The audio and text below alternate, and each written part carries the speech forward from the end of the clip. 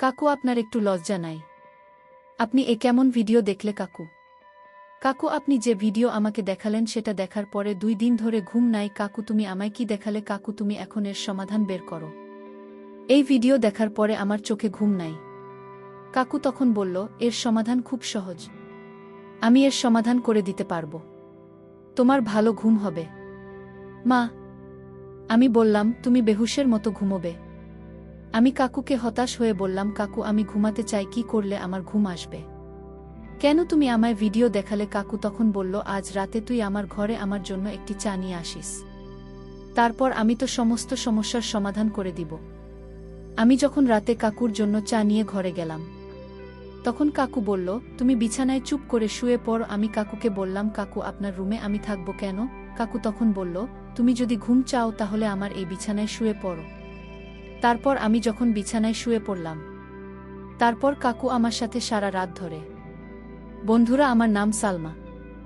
এখন আমার বয়স মাত্র 14 কি 15 বছর হবে। আমি এবার 8ম শ্রেণী পাশ করেছি।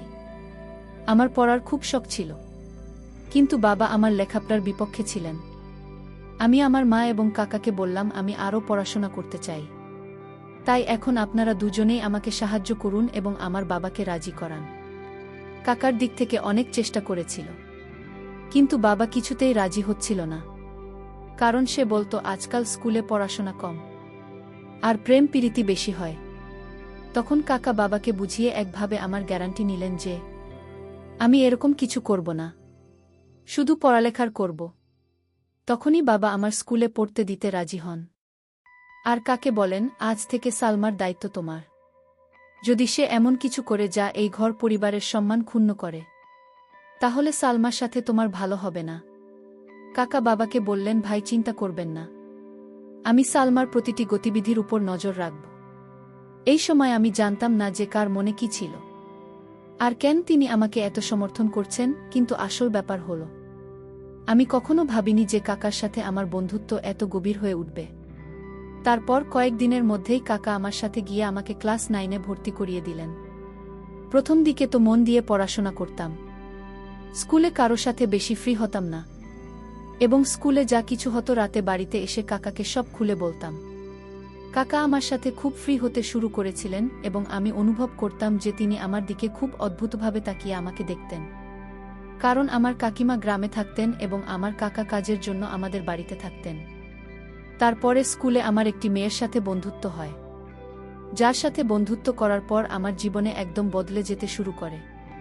কারণ এই বন্ধুটি আমাকে বলেছিল যে আমার এনগেজমেন্ট হয়ে গেছে। একদিন সে আমাকে তার বাগদত্তার সাথে পরিচয় করিয়ে দিল। আমার বন্ধু আমাকে বলল, আমাদের বিয়ে ঠিক হয়ে গেছে। তাই আমরা দুজনেই একে অপরের সাথে, এবং এখন আমাদের মধ্যে আর কোনো পর্দা নেই। এরপর আমি আমার বান্ধবীর কাছে থেকে সবকিছু জানার চেষ্টা করতাম। হয়তো আমার এটা জানার বয়স তখন হয়নি, বা আমার বয়সটা এমন ছিল যে সব জেনেও আমি সহজে ভুল পথে চলে যেতাম। কিন্তু তারপর সেই ঘটনাই ঘটতে থাকে। আমিও সেই সব বিষয়ে আগ্রহী হতে লাগলাম। এর আগে কোনো ছেলের সাথে আমার বন্ধুত্ব ছিল না, তাই আমি যখনই এসব ভাবতাম তখনই কাকার চিন্তা আমার মাথায় নিজে নিজেই চলে আসত। তারপর আমি মনটা ঝেড়ে ফেলে মনে মনে বলতাম, সালমা, এসব তুই কি হাস্যকর কথা ভাবছিস? উনি তো আমার কাকা। কিন্তু তারপর আমার কাকার কথাও আচরণ আমার এই ভাবনাগুলোকে আরও উৎসাহিত করতে থাকে। কিন্তু কাকার মনের কথা আমি তখনও জানতে পারিনি। মাঝে মাঝে এমন ভাবতাম, কাকা হয়তো আমার সম্পর্কে একই কথা ভাবছেন, কিন্তু মাঝে মাঝে তার মনোভাব আমার উপর খুব কঠোর হয়ে যেত।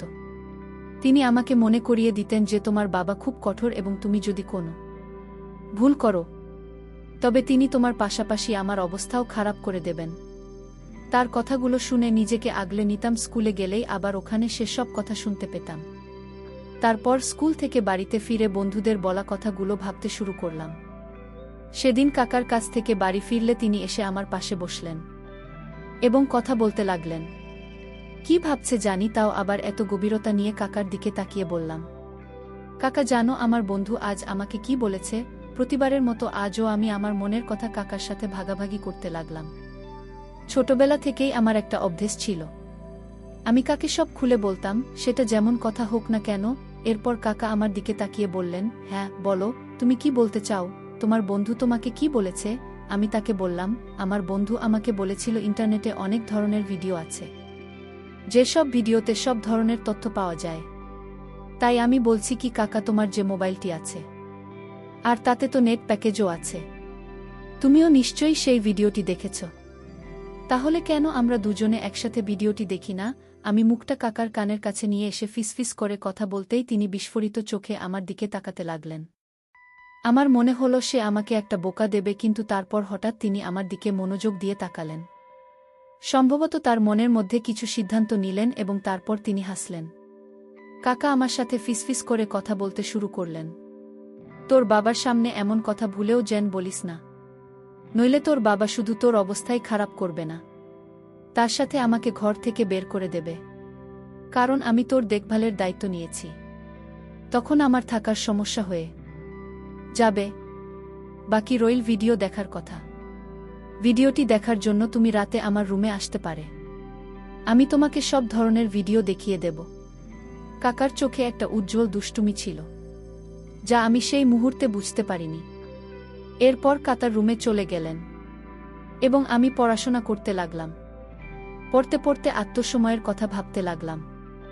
এখন আমার মন বইয়ের প্রতি আগ্রহী ছিল না, আর আমি ভাবতে লাগলাম আজ রাতে কি ভিডিও দেখা হবে তো, কিন্তু পড়াশোনা করাটাও খুব জরুরি, কারণ কাকা পড়াশোনার ব্যাপারে খুব কড়া এবং আমাকে বলতেন তোমার পড়াশোনা আগে।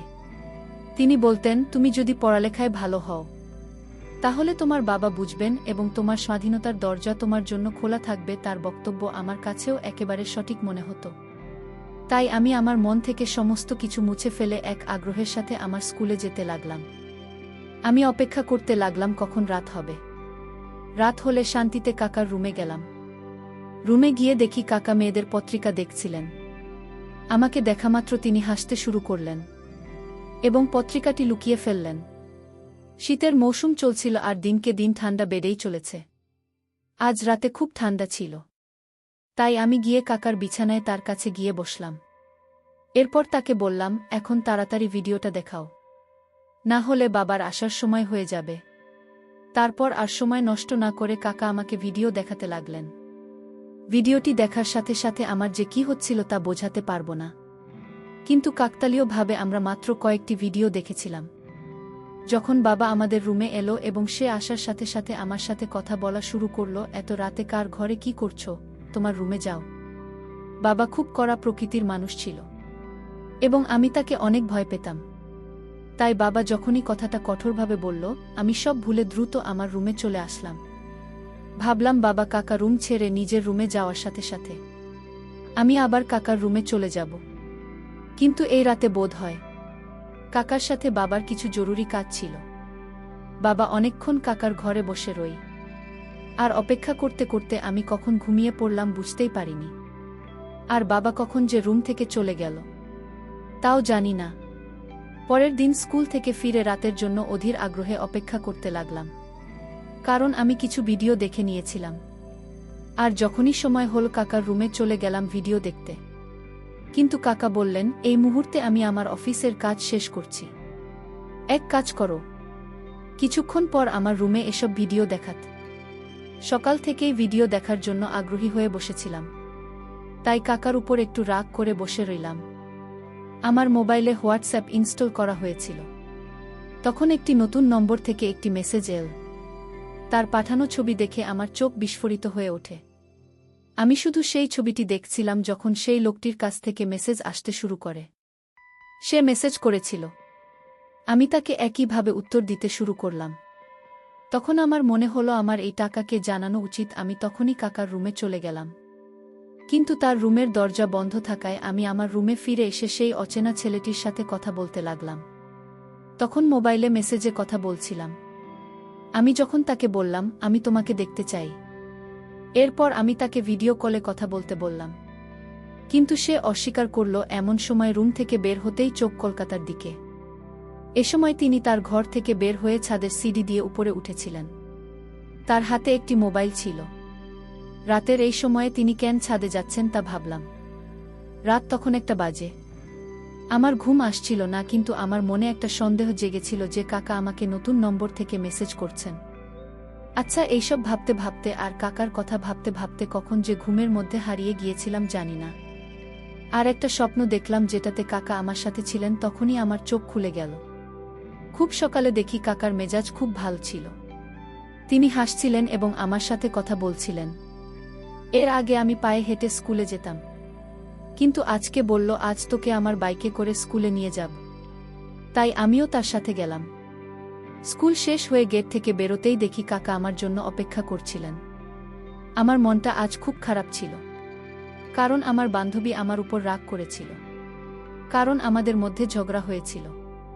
পথে কাকা আমার মন খারাপের কারণ জিজ্ঞেস করলে আমি বললাম যে আমার বান্ধবীর সাথে আমার ঝগড়া হয়েছে, এজন্য আমার মন খুব খারাপ।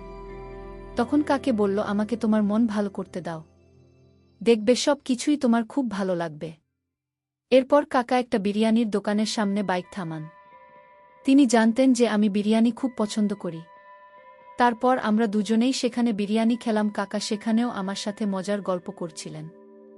এরপর কাকার সঙ্গে বাড়ি ফিরে এলাম। সেদিন আমার মা আর বাবা বাড়িতে ছিলেন না, মনে হয় কোনো আত্মীয়ের বাড়িতে বেড়াতে গিয়েছিলেন। তাই কাকা আমাকে জিজ্ঞেস করলেন, সালমা, তুমি তো আমাকে সেই ভিডিওটি আর দেখার কথা বললে না তো? তখন আমি তাকে বললাম, আমি এটি আগেই দেখে নিয়েছি।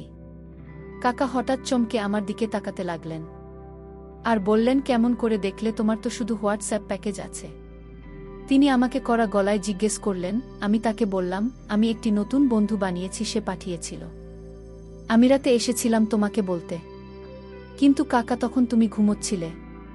এই কথা শুনে কাকা গভীর চিন্তায় হারিয়ে যায়। তিনি বলেন, তুমি এখন যাও। আমি আমার রুমে গেলাম। লাঞ্চে ফিরে এসে দেখি কাকা আমার মোবাইলে কিছু খুঁজছেন। আমাকে তার দিকে যেতে দেখে কাকা আমার মোবাইলটা টেবিলে রাখো। তারপর দুজনে একসাথে মিলে খাবার খেলাম। খাওয়ার সময় যখনই আমি কাকার দিকে তাকাতাম, আমার মনে হতো তিনি আমার দিকে আর চোখে তাকিয়ে আছেন। আমার মনে হলো সে আমাকে কিছু বলতে চাইছে, কিন্তু বলতে পারছে না।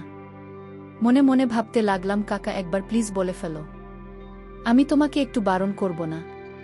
তখন আমার চোখ কাকার মুখ থেকে সরে গিয়ে আমার মোবাইলের উপর পড়ে, কারণ আমি তখনও সেই অচেনা ছেলেটির মেসেজের অপেক্ষায় ছিলাম।